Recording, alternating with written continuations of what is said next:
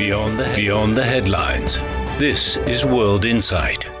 Hello and welcome to World Insight with me, Tian Wei. The World Economic Forum's annual meeting of the new champions, AMNC, also known as Summer Davos, opens this week in Dalian, China. Its goal? To answer one question: how the world closes the gap between technological breakthrough and broad economic benefit. But how? That needs to be answered by over 1,700 leaders from business, government, and academia, said Alois Zwinggi, President and CEO of the World Economic Forum. In my exclusive interview with him on Monday, he also suggests scaling innovation is the key for good quality growth. And the world is looking at China where it matters the most: energy transition, healthcare innovation, climate and environmental solutions. Mr. President, what a pleasure to see you here in Summer Davos 2026. Among all the topics in the world today, one would assume the World Economic Forum would have a very busy time trying to decide which one to feature or which ones to feature. Tell us more, why do you choose these specific areas as the theme? Yeah, thank you very much for having us here, and it's great to be back in Dalian. It's the 17th time we actually do Summer Davos here in China. Good to see you again. Thank you. Look, whenever we plan the program of Summer Davos, we obviously build on the program of Winter Davos. And what we couldn't foresee in January, that we will have even a further complication of the energy landscape, but that makes it clear, or that made it clear for us, that we wanted to have one focus clearly on energy and supply chains, but also on sustainability. However, it's also clear in today's times one cannot avoid artificial intelligence as an important topic, so that made it as well onto our top list for topics. At the World Economic Forum, for many years, we're very passionate about growth. How can we create growth that is actually a quality growth? So that will also feature prominently here. And last but not least, we want to understand obviously also more about China. China has announced its 15th five-year plan, and I think it's a great opportunity for all the business leaders who are here to understand more of where Chinese priorities are over the next years. Talking about China, this is we are reaching a 10 years anniversary of the speech made by Chinese President Xi Jinping during his presence at the Winter Davos. Many see that as a significant moment for China to share its thoughts on the global growth and also on China's approach.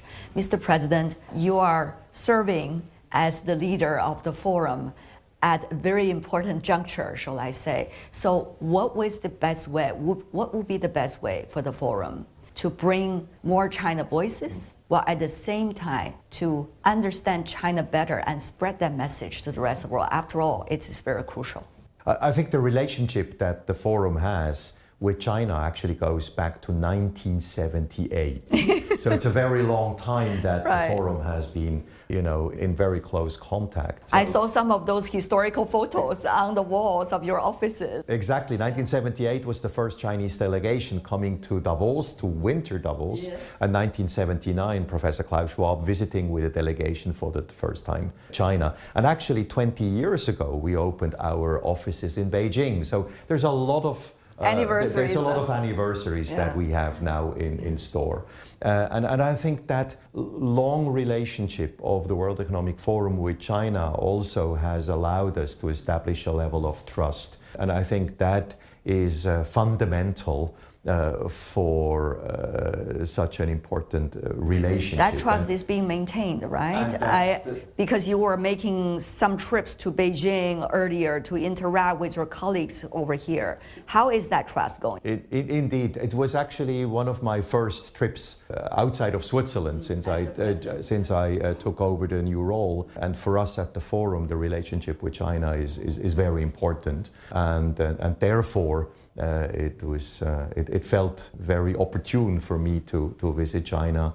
I also had the opportunity to come here to Dalian to witness the preparations for this 17th Summer Davos here in Dalian. China, as you know, Mr. President, very well, is on the center stage now for innovation, especially for the majority of the world. So how to tap into the potential of this place and see the potential and the reality of the economic size of this place, the market, and also its capability of reaching out to everybody. How will the forum serve its role for the years to come? I think what you mentioned is a very important element, that if you think about China contributing right now to a quarter of the global GDP growth, and Asia as a wider region, half of the growth is coming from Asia. So it's a very important point. I think technological advances in China here are very interesting in three areas for the rest of the world.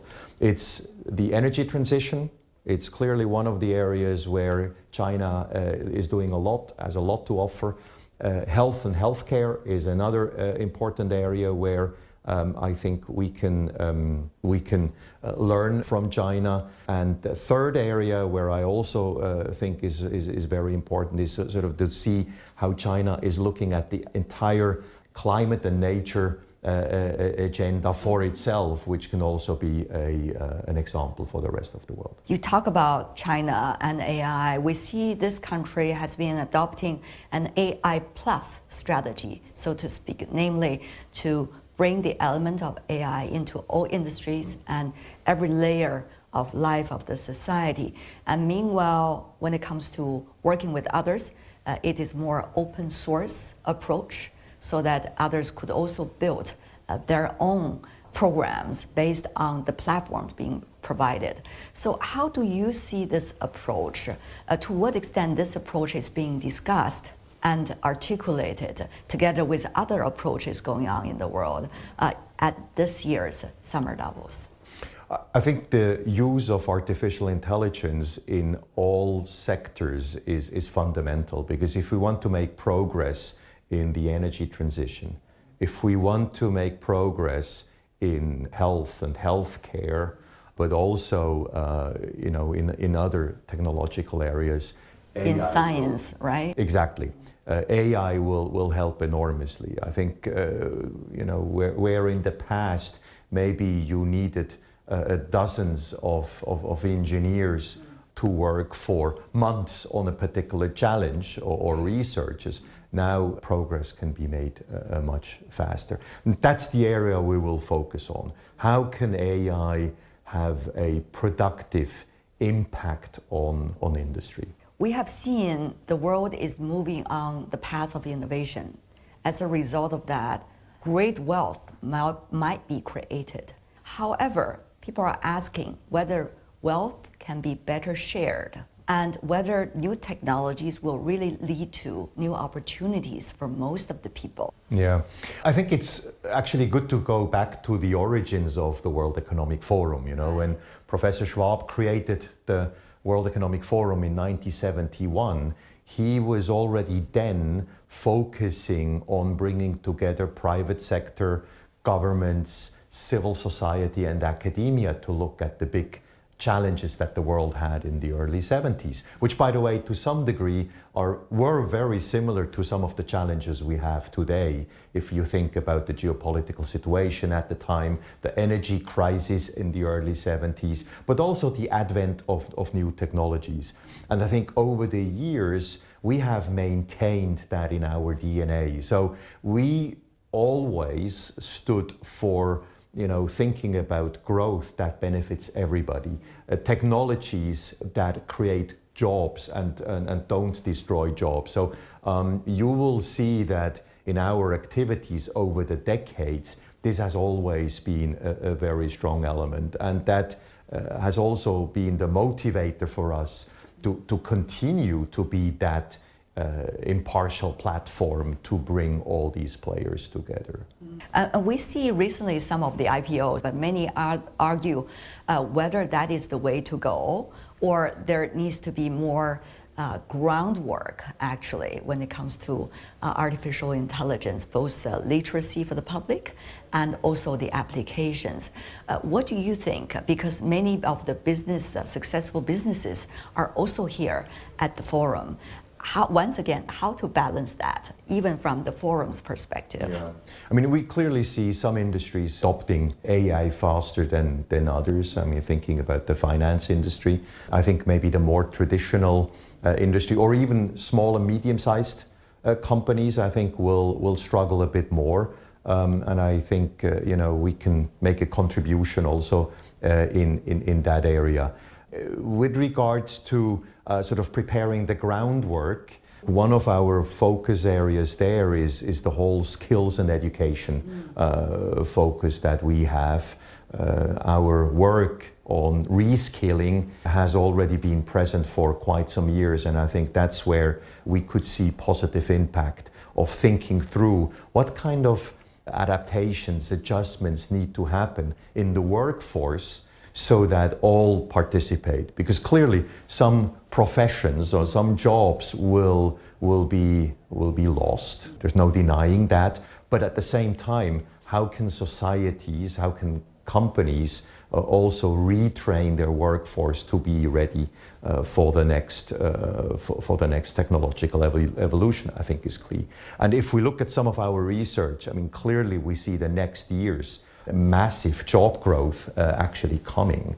The question is just, how can those whose jobs are being in jeopardy, how we can retrain them for the next phase. Meanwhile, we have seen policymakers begin to talk to one another. That's good news. For example, China and the United States, over the past few months, we've seen the two presidents of the two countries met, the two largest economies in the world met, and also they even agreed to have track one dialogue on AI governance.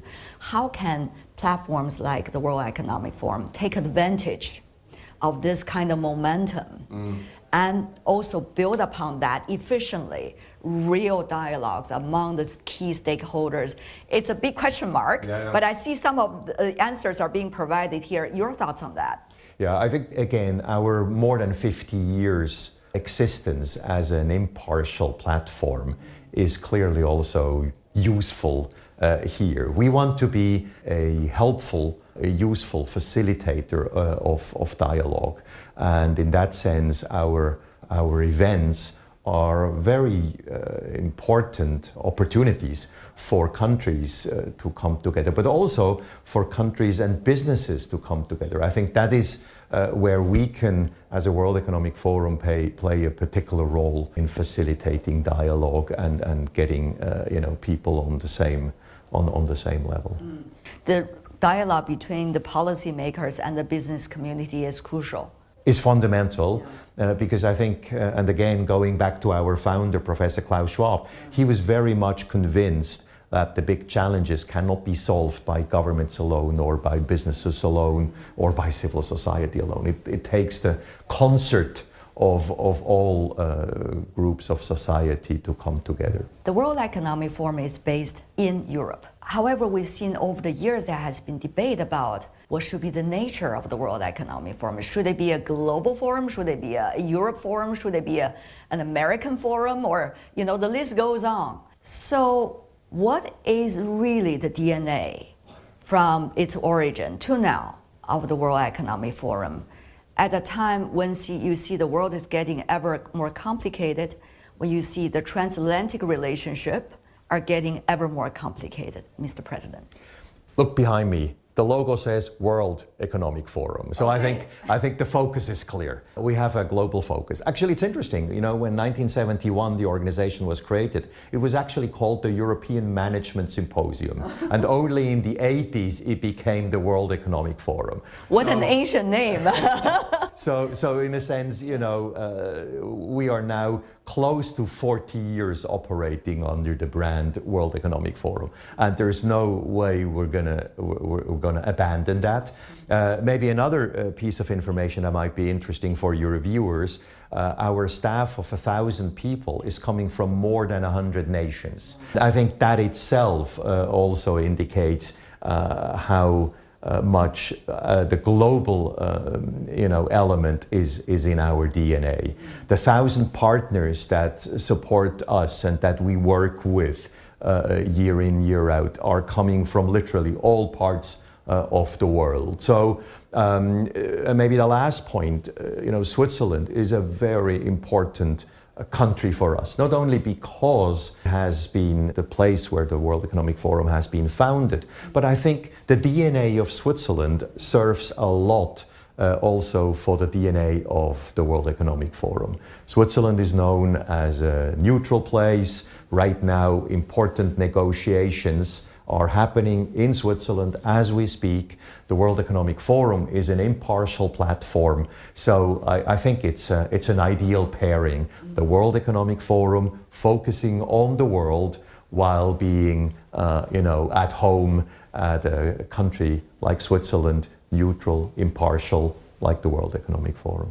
Mr. President, thank you so much for sharing your time and also your insights. Really appreciate it. Thank you for the opportunity, and always great to see you. Want to learn about world affairs in a more laid-back and accessible manner? Join insiders, experts, and analysts in the casual setting of the Chat Lounge to hear their personal experiences and opinions on major events and hot issues. Subscribe to Chat Lounge for free on Apple Podcasts, Spotify, or wherever you get your favorite podcasts.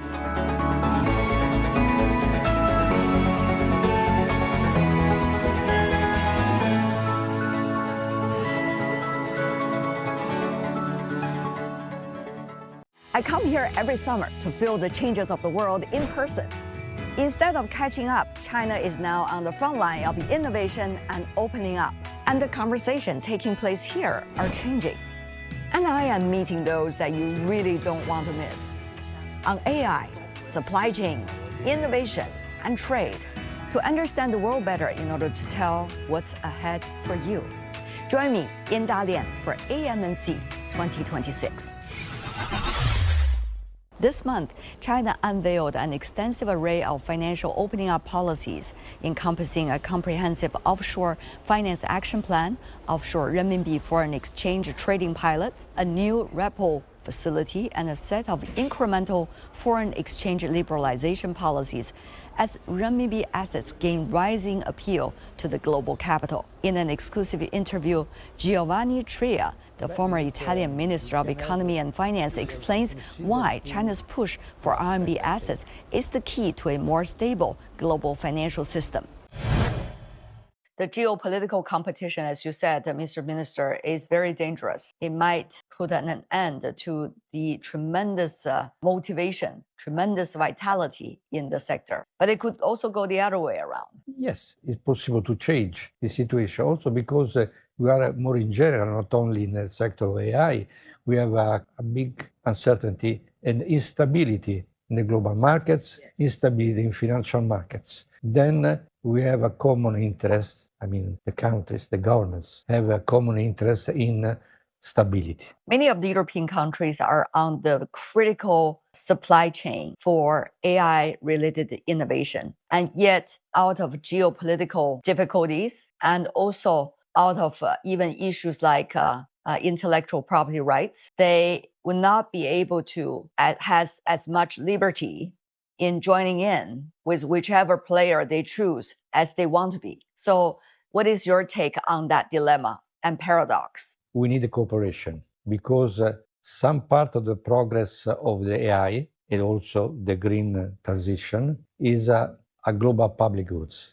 Then this means that all the governments, the countries have to cooperate for a global public goods. The paradox is that the global public goods imply the production of private goods, private technologies. Then competition started for dominate the global markets. We need the private goods, private technologies can dominate or not dominate the global markets. Then the national interests enter in this debate, then the geopolitical reasons. In this way, we reach the opposite results, because we are going to conflict maybe or not, or some kind of hard competition, and not to cooperate.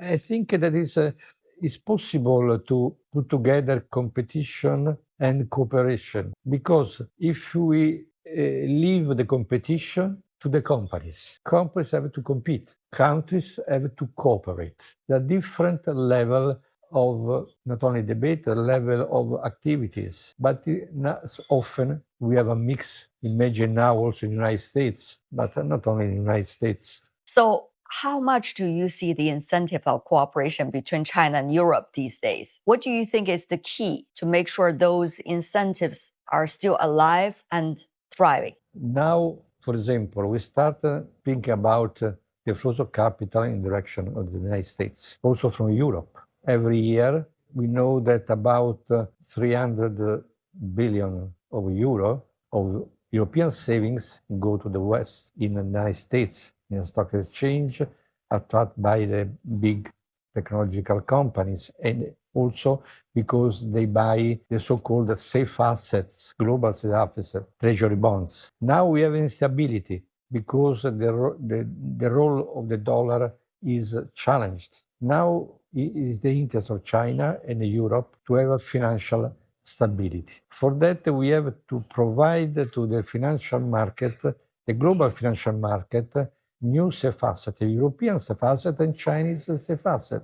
Then, for example, if a negotiation on the opening up of the Chinese financial market is important for that, because the world need new safe assets that come from China to stabilize, for the stabilization of the monetary and financial global markets. This is also the interest of euro, because in euro we are discussing about how to issue some European debt. There's a big discussion in Europe about European debt. European debt is important. Why? Because in this way we can attract savings within Europe and also from the rest of the world. In this way, we offer at the global financial market a new category of safe asset. The safe asset represented by the possible European bonds. But China should participate in this work for stability. China will continue with its institutional opening up. What do you think should be and can be the priorities for China? See it from your own perspective. It's important, for example, China wants to go on the internationalization of renminbi. This is important not only for the trade. If renminbi will become a global currency, international currency, it will be not only because it's used for trade, but because it's used in a financial market. I mean, we need assets denominated in renminbi, but that can be part of the international financial market. Then maybe we can buy not only treasury bonds, but also Chinese treasury bonds, like European treasury bonds. In this way, the global market will be more stable. We have seen over the past few years, the transatlantic relationship really has been evolving. And what does that mean for Euro's potential, both of cooperation and competition with the rest of the world? For Europe, cooperation with the rest of the world is important because in this way we avoid isolation. I mean, important to be open. It's important to be open not only for the trade, but because in this way the technologies travel around the world. Then if you want to innovate, when part of the wave of innovation, the global wave of innovation, we need to be part of that. Then we have to be open for this reason. Of course, this means also more competition. Competition is important also for innovation, to mix competition with protection of some sectors, but protection not from the free trade, from the trade, but some support, because gradually they have to change. The protectionism is not in this way the answer. I don't think so. At the ongoing Summer Davos in Dalian, China, I was honored to host a session with the theme Resisting Autarky, which is a collaboration between CGTN and the World Economic Forum. And we are to bring part of it later this week to you. And that is all the time we have for today. If you'd like to know more, search World Insight, check out our YouTube channel, follow us on X and Facebook. I'm Tian Wei from Summer Davos.